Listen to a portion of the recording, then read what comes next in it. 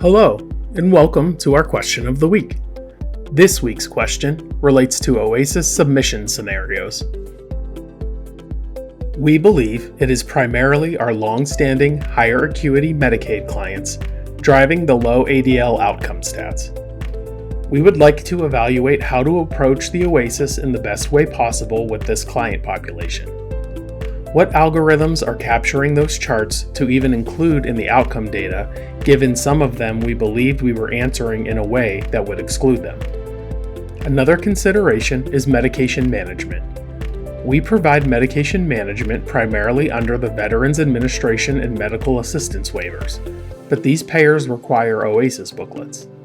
Our agency has always approached medication management and the necessary assessment, teaching, and compliance monitoring surrounding that process as a skilled nursing service.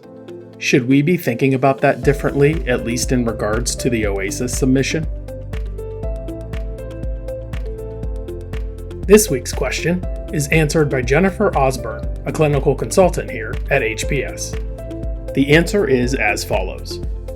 All skilled care patients, regardless of payer, must have OASIS data collected and submitted. Currently, OASIS data on non-Medicare or non-Medicaid payers is not used for calculation of outcomes. However, if you are treating medication management patients as skilled, then they are included in your outcomes data calculations, unless they meet exclusions per OASIS and outcome specifications.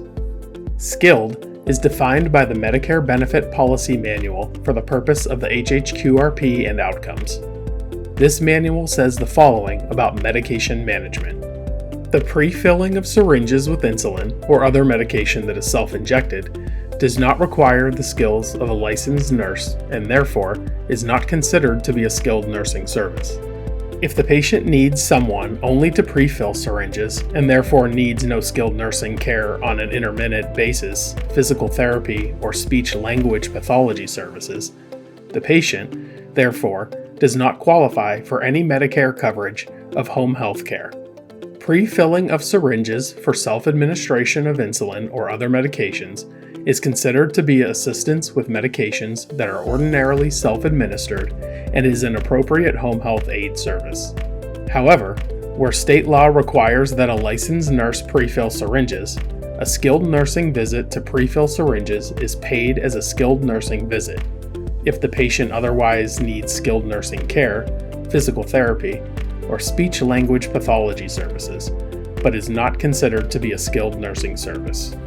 The administration of oral medications by a nurse is not reasonable and necessary skilled nursing care, except in the specific situation in which the complexity of the patient's condition, the nature of the drugs prescribed, and the number of drugs prescribed require the skills of a licensed nurse to detect and evaluate side effects or reactions.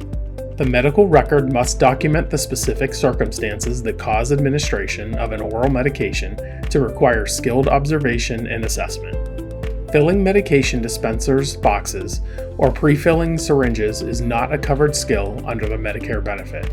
There are some exceptions when the patient has a medically complex regimen with frequent changes and the skills of an SN to teach and monitor on the new, changed, complex medications are needed. However, if the patient is unable to learn the teaching and training, once this is established, the teaching and training is no longer a covered skill. So, unless the patient is not complex, then medication management is not a billable skill. If no skilled service is performed as described in the Medicare Benefit Policy Manual, then these visits should not be billed to Medicare. Management of medications under a VA program is covered in some contracts, and if so, OASIS may be required, but those patients would be excluded from outcomes measure calculations based on how the payer question on the OASIS is answered.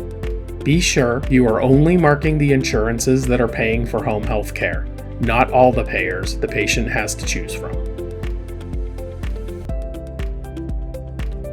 Do you have a question for our clinical consultants? Join our HPS Alliance.